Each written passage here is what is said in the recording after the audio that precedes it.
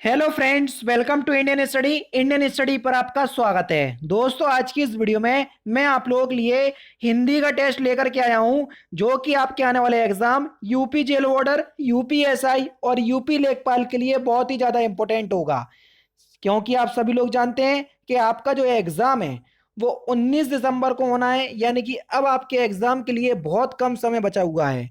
तो अगर आप लोग चाहते हैं कि आप अपनी इस सिलेक्शन में एक सीट सुनिश्चित कर पाएं, तो टेस्ट आपको डेली बेसिस पे देना पड़ेगा। और वीडियो अच्छी लगे तो वीडियो को लाइक जरूर कीजिएगा। लाइक का टारगेट है 500 लाइक। डिस्क्रिप्शन में टेलीग्राम चैनल का लिंक दिया हुआ है, वहां से आप पीडीएफ बिल्कुल फ्री में प्राप्त कर सकते हैं। तो पहला क्वेश्चन, व्याकरण की दृष्टि से कौन सा शब्द जो है वो विशेषण नहीं है? जल्दी बताइए। भय भय शब्द जो है वो एक विशेषण शब्द नहीं है। तीसरा ऑप्शन बिल्कुल करेक्ट हो जाएगा। निम्नलिखित जिन शब्दों की उत्पत्ति का पता नहीं चलता उन शब्दों को हम क्या कहते हैं? जल्दी बताओ। जिन शब्दों की उत्पत्ति का हमको कोई पता नहीं चलता तो उन शब्दों को हम कौन से शब्द कहते हैं? देशज शब्द कहते हैं। बताया था मैंने, जैसे लोटा, खिड़की, कटोरा, ये सभी देशज शब्द हैं। सदैव शब्द में कौन सी संधि है? ये क्वेश्चन आपका यूपी पुलिस कांस्टेबल में पूछा जा चुका है। बस क्या लिखा था? सदैव की जगह उनने तथैव लिख दिया था बस। तो इसका मतलब ये क्वेश्चंस पूछा जा चुका है। बात तो वही है ना। देखो, सदैव में कौन सी संधि है? यहां पर आपकी हो जाएगी वृद्धि संधि। दूसरा ऑप्शन आपका बिल्कुल क्या हो जाएगा? करेक्ट। आपको दो मात्राएं दिख जाएं, आप तो आंख बंद करके वृद्धि संधि लगा देना। सदैव में, तथैव में, एक एक में, महेश्वर में, इन सभी में वृद्धि संधि होगी। ठीक है ना? तो ये आपका दूसरा ऑप्शन करेक्ट। संजीव का संधि विच्छेद क्या होगा? संजीव का संधि विच्छेद, तो संजीव का संधि विच्छेद क्या हो जाएगा? सम प्लस जीव, यानी कि इस क्वेश्चन का दूसरा ऑप्शन आपका बिल्कुल करेक्ट हो जाएगा। ठीक है ना? अब संजीव की अगर हम बात करें तो यहां पर व्यंजन संधि होगी, क्योंकि मां व्यंजन आ गया। निरालंब शब्द का संधि विच्छेद क्या करें? तो निरालंब शब्द का संधि विच्छेद क्या हो जाएगा? निहि प्लस आलंब, यानी कि इस क्वेश्चन का दूसरा ऑप्शन करेक्ट। और विसर्ग लग गया तो आंख बंद करके विसर्ग संधि लगा दो, दूसरा ऑप्शन करेक्ट। निम्नलिखित में से शुद्ध शब्द को छांटिए। आयुष्मान आप किस प्रकार से लिखेंगे? जल्दी बताइए। इंपॉर्टेंट क्वेश्चंस हैं, जल्दी बताइए। तो आपका जो सही आंसर हो जाएगा वह हो जाएगा ऑप्शन नंबर ए। पहला ही ऑप्शन आपका बिल्कुल क्या हो जाएगा? करेक्ट हो जाएगा। निम्नलिखित में से कौन सा शब्द हमेशा बहुवचन के रूप में प्रयोग होता है? बताइए। ये क्वेश्चंस बहुत इंपॉर्टेंट क्वेश्चंस है और ये क्वेश्चंस भी आपका यूपी पुलिस कांस्टेबल में पूछा जा चुका है। प्राण, प्राण शब्द जो है ये हमेशा बहुवचन के रूप में हम इसका प्रयोग करते हैं। तीसरा ऑप्शन आपका बिल्कुल करेक्ट हो जाएगा दोस्तों। राम ने वाण से रावण को मारा, इस वाक्य में कौन सा कारक है? वाण से। आपको बता दिया कि वाण से में कौन सा कारक है, क्योंकि आप लोग ने को कारक चिन्ह समझ लेते, इसलिए उन्होंने खुद बता दिया कि भैया आप लोग बताओ कि भैया वाण से मारा तो से में कौन सा कारक चिन्ह है। ठीक है ना? तो से कारक चिन्ह और वाण से, अब से कारक चिन्ह का यूज अलग होने के लिए हो रहा है, क्योंकि जब धनुष से वाण अलग होगा तभी तो वो जाकर के अपने लक्ष्य पर पहुंचेगा। अब अलग होने के लिए हो तो कौन सा? अपादान कारक, यानी कि चौथा ऑप्शन करेक्ट। बताओ कितने अच्छे तरीके से सारी चीजें एक्सप्लेन कर रहा। नेक्स्ट क्वेश्चन की तरफ चलें। कौन सा युग्म असंगत है? बताइए। मैंने उसे पढ़ाया, इसमें कर्ता कारक है, कर्ता ने। अब देखो, ने कारक चिन्ह यहाँ बिल्कुल है। पेड़ से फल गिरा, करण कारक। अब देखो वही बात आ गई। अब पेड़ से फल गिरेगा तो अलग होगा, और जब अलग होने के लिए से कारक चिन्ह का यूज होता तो वहां पर कौन सा कारक होता? अपादान कारक। तो यहां पर भी आपका दूसरा ऑप्शन जो है वो असंगत है। कर का समानार्थक शब्द बताइए। कर का समानार्थक शब्द क्या होगा? तो कर का समानार्थक शब्द हो जाएगा हाथ। चौथा ऑप्शन आपका बिल्कुल करेक्ट हो जाएगा। नेक्स्ट क्वेश्चन से आपका कि अरी का समानार्थक शब्द क्या होगा? अरी, अरी का समानार्थक शब्द हो जाएगा शत्रु। पहला ही ऑप्शन आपका बिल्कुल करेक्ट। नेक्स्ट क्वेश्चन, बिरले का समानार्थक शब्द, बिरले का समानार्थक शब्द, तो बिरले का समानार्थक शब्द हो जाएगा दुर्लभ। दुर्लभ यानी कि जिसको प्राप्त करना कठिन हो। ठीक है ना? नेक्स्ट क्वेश्चन, चपत और चंपत शब्द का सही युग्म बताइए। चपत का मतलब क्या होता है? चपत, दो चपत पड़ गई यानी कि थप्पड़। और चंपत, चंपत का मतलब गायब, यानी कि इस क्वेश्चन का दूसरा ऑप्शन करेक्ट। अनेकार्थी शब्द मूक के गलत विकल्प का चयन कीजिए, यानी कि मूक का कौन सा शब्द अनेकार्थी शब्द नहीं है? ये हमसे पूछा है, जल्दी बताओ। बाचाल, देखो मूक माने होता है कम बोलना, बाचाल माने ज्यादा बोलने वाला। तो गूंगा, चुप, बेबस, ये सभी मूक के अनेकार्थी शब्द होंगे, लेकिन बाचाल तो ज्यादा बोलने वाले के लिए बोलते हैं हम उसको, तो इसलिए ये मूक का अनेकार्थक शब्द नहीं होगा। नेक्स्ट क्वेश्चन से आपका कि व्यास का विलोम शब्द, तो व्यास का विलोम शब्द क्या हो जाएगा? व्यास यानी कि बड़ा, और समास यानी कि संक्षिप्त रूप, यानी कि दूसरा ऑप्शन करेक्ट। नेक्स्ट क्वेश्चन, बेमनस्य का विलोम शब्द क्या होगा? बेमनस्य, तो बेमनस्य का विलोम शब्द क्या हो जाएगा? तो आपका जो सही आंसर हो जाएगा वह हो जाएगा सोमनस्य, यानी कि तीसरा ऑप्शन करेक्ट। बेमनस्य का मतलब होता है शत्रुता, क्या होता है? शत्रुता, और सोमनस्य का मतलब होगा मित्रता, ठीक है ना। नेक्स्ट क्वेश्चन, निम्नलिखित में से किस पद में एक प्रत्यय लगने से बने हैं, इनमें से कौन सा गलत है? ये सभी जो है वो एक प्रत्यय लगने से बने हैं, लेकिन जो एक प्रत्यय लगने से नहीं बना शब्द, वही शब्द को हमको चयन करना है। भौमिक एक प्रत्यय लगा है, दैविक लगा है, सामाजिक लगा, पत्रिका, पत्रिका में नहीं लगा, यहाँ पर एक प्रत्यय नहीं लगा है, ठीक है ना। नेक्स्ट यानी कि इस क्वेश्चन का पहला ऑप्शन करेक्ट हो जाएगा। नेक्स्ट क्वेश्चन की तरफ चलते हैं। उपसर्ग को क्या कहते हैं? उपसर्ग किसी भी शब्द के आगे लगाए जाते हैं, तो उपसर्ग को हम क्या कहते हैं? उपसर्ग को हम शब्दांश कहते हैं। अगर आपको उपसर्ग की परिभाषा पता हो, वे शब्दांश जो किसी शब्द के पूर्व लगकर उनका अर्थ बदल देते हैं, उनको उपसर्ग कहते हैं, शब्दांश। तो क्या कहते हैं? शब्दांश कहते हैं। पहला ऑप्शन करेक्ट।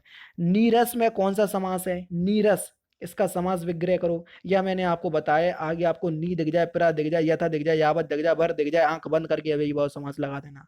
तीसरा ऑप्शन करेक्ट हो जाएगा। निम्नलिखित में से कौन सा मिश्र वाक्य है? मिश्र वाक्य की परिभाषा कई बार आपको बता चुका हूं, बताओ बता चुका कि नहीं बता चुका? अब बताओ। देखो मिश्र वाक्य में एक तो साधारण वाक्य होता है, उसके अतिरिक्त उसके अधीन कोई दूसरा अन्य वाक्य होता है, ठीक है ना। अब बताओ, यदि पढ़ाई करोगे तो पास हो जाओगे, देखो एक तो साधारण वाक्य है, यदि आप पढ़ाई करोगे, तो इसके जो दूसरा वाक्य है वो इसी के अधीन है, तो पास हो जाओगे। तो यानी कि ये जो है वो एक मिश्र वाक्य है। तीसरा ऑप्शन करेक्ट। नेक्स्ट क्वेश्चन, जहां वाक्य की गति अंतिम रूप ले ले, विचार के तार टूट जाएं, वहां किस चिन्ह का प्रयोग करते हैं? तो वहां हम किस चिन्ह का प्रयोग करते हैं? तो वहां पर हम करते हैं पूर्ण विराम का प्रयोग। चौथा ऑप्शन आपका बिल्कुल क्या हो जाएगा? करेक्ट हो जाएगा। ये पूरा डंडा इस तरीके से जो लगता है उसी को हम पूर्ण विराम कहते हैं। परिश्रम करके सफलता प्राप्त करो, इस वाक्य का कौन सा प्रकार है? ये हमको पहचानना है। परिश्रम करके सफलता प्राप्त करो, तो ये भी एक प्रकार का कैसा वाक्य है? संयुक्त वाक्य है। तीसरा ऑप्शन आपका बिल्कुल क्या हो जाएगा? करेक्ट हो जाएगा। अगर हम यहाँ पर लिख देते कि परिश्रम आप करोगे तो सफलता अवश्य ही प्राप्त कर लोगे, यानी कि जो दूसरा वाक्य है वो पहले के ऊपर डिपेंड हो जाता, तब यहाँ पर मिश्र वाक्य होता, ठीक है ना। तो इस बात को थोड़ा पहचानना। नेक्स्ट क्वेश्चन से आपका, एक वाक्य को चार भागों में विभाजित कर दिया गया है, जिस वाक्य में या जिस शब्द में गलती है वहां पर आपको पहचानना है। बात केवल इतनी नहीं है कि हमारा जीवन देहाती ना रहकर शहरी हो गया, उसमें बल्कि आत्मीयता के तत्व की भी नष्ट हो गए हैं। इसके किस भाग में गलती है? तो यहाँ पर आपके तीसरे ही पार्ट में गलती है, ठीक है ना। उसमें बल्कि के स्थान पर बल्कि का प्रयोग होगा, बल्कि उसमें, ठीक है ना। अब देखो, बात केवल इतनी नहीं है कि हमारा जीवन देहाती ना रहकर शहरी हो गया, बल्कि उसमें, यानी कि ये गलत प्रयोग हुआ है। उसमें पहले आ गया, बल्कि बाद में आया, सही होगा बल्कि उसमें आत्मीयता के तत्व भी नष्ट हो गए हैं, ठीक है। नेक्स्ट क्वेश्चन, उन दोनों में केवल यही अंतर है, इसके किस भाग में गलती है? जल्दी बताओ। तो इसके बी पार्ट में गलती है, केवल के स्थान पर मात्र आएगा। उन दोनों में मात्र यही अंतर है, ठीक है ना। यानी कि इस क्वेश्चन का दूसरा ऑप्शन आपका बिल्कुल करेक्ट हो जाएगा, ठीक है। क्योंकि मात्र शब्द से एक का बोध होता है, ठीक है ना। नेक्स्ट क्वेश्चन, अज्ञेय शब्द के लिए वाक्यांश का शब्द बताइए, वाक्यांश बताइए, यानी कि वाक्यांश का अर्थ दिया है, शब्द आपको, वाक्यांश आपको पूरा बताना है। अज्ञेय किसके लिए होगा? जिसे जाना ना जा सके उसको हम क्या बोलते हैं? अज्ञेय, यानी कि तीसरा ऑप्शन बिल्कुल करेक्ट हो जाएगा। दिए गए वाक्यांश के लिए एक शब्द का प्रयोग कीजिए। 25 वर्ष पूरे करने के उपलक्ष्य में होने वाले उत्सव को हम क्या बोलते हैं? तो उस उत्सव को हम रजत जयंती बोलते हैं। दूसरा ऑप्शन आपका बिल्कुल करेक्ट हो जाएगा। 60 वर्ष पूरे होने पर, हीरक जयंती मनाई जाती है। 50 वर्ष पूरे होने पर स्वर्ण जयंती मनाई जाती है। 25 वर्ष पूरे होने पर रजत जयंती मनाई जाती है। ये भी वाक्यांशों के लिए एक शब्द है। दिए गए वाक्यों का वाच्य भेद विकल्पों में से चुनिए। सुमित से रोया जाता है, इसमें कौन सा वाच्य है, जल्दी बताओ। तो यहाँ पर भाववाच्य है। दूसरा ऑप्शन जो है वो आपका बिल्कुल क्या हो जाएगा, करेक्ट हो जाएगा। नेक्स्ट क्वेश्चन से आपका कि मित्र के चुनाव की फिल इन द ब्लैंक्स पर जीवन की सफलता निर्भर करती है। मित्र के चुनाव की सार्थकता जीवन की सफलता पर डिपेंड होती है, यानी कि निर्भर होती है। चौथा ऑप्शन बिल्कुल करेक्ट। ये बात बिल्कुल हकीकत है। अगर आप उन लोगों के बीच में रह रहे हैं कि छोड़ो यार इसमें सिलेक्शन नहीं होने वाला, कंपटीशन बहुत है, तो आपका सिलेक्शन कभी नहीं होगा। और आप उन मित्रों के बीच में रह रहे हैं कि हमको कोई मतलब नहीं है कंपटीशन कितना भी हो, हमको केवल एकमात्र सीट से मतलब है, तो आपका सिलेक्शन निश्चित रूप से होगा। हमेशा अपने आप को कोई भी काम करो तो पॉजिटिव रखो कि नहीं आज नहीं तो कल हम इस क्षेत्र में सफलता प्राप्त कर लेंगे, ठीक है ना। नेक्स्ट क्वेश्चन, 8 कनौजिया 9 चूल्हे, इस लोकोक्ति का सही अर्थ क्या है। इस लोकोक्ति का सही अर्थ हो जाएगा अलगाव की स्थिति। तीसरा ऑप्शन आपका बिल्कुल क्या है, करेक्ट है। नेक्स्ट क्वेश्चन से आपका कि पर उपदेश कुशल बहु तेरे, इस लोकोक्ति का सही अर्थ क्या है। तो इस लोकोक्ति का सही अर्थ क्या हो जाएगा, दूसरों को उपदेश देने में अनेक लोग कुशल हैं। तीसरा ऑप्शन बिल्कुल करेक्ट है। विश्व में स्थायी भाव है किस रस का, तो विश्व में किस रस का स्थायी भाव है, अद्भुत रस का स्थायी भाव है विश्व में। तीसरा ऑप्शन आपका बिल्कुल करेक्ट है। धाय धाम काम सब त्यागी, इसमें कौन सा छंद है। अब देखो छंद पहचानने की वही ट्रिक है, क्या आपको मात्राएं आने चाहिए। अब यहाँ पर चौपाई छंद है, ठीक है ना। अब देखो चलो ट्रिक भी यहाँ पर बता दे रहा है, देखना। धाय में 2 मात्रा, यहाँ पर 1 मात्रा, फिर दाम में 2 मात्रा, यहाँ पर 1 मात्रा। काम में आपकी कितनी हो जाएंगी, यहाँ पर देखो काम में 1 मात्रा, फिर 2 मात्रा, फिर एक, सब में आपकी एक एक मात्रा हो जाएगी। त्यागी में देखो 1 मात्रा, फिर 2 मात्रा, फिर 2 मात्रा। अब यहाँ पर आप गिन लोगे तो देखो 2 4 6 8 10 11 12 13 14 15 16, ठीक है ना। तो पूरी 16 मात्राएं हो गई। तो यहाँ पर कौन से छंद हो जाएगा, यहाँ पर हो जाएगा आपका चौपाई छंद, क्योंकि चौपाई के प्रत्येक चरण में कितनी मात्राएं होती हैं, 16 मात्राएं होती हैं, होती कि नहीं होती। नेक्स्ट क्वेश्चन, एक आध मात्रा हमसे ऊपर नीचे भी हो सकती, ठीक है ना, तो ध्यान रखना। नेक्स्ट क्वेश्चन, जो जग हित पर प्राण न्यौछावर है कर पाता, जिसका तन है किसी लोक हित में लग जाता, इस पदयांश में कौन सा छंद है। तो यहाँ पर रोला छंद है। अब रोला छंद के क्या होता है, देखो रोला जो है वो एक सममात्रक छंद है और इसके प्रत्येक चरण में 24 मात्राएं होती हैं, ठीक है ना, इस बात को ध्यान रखो।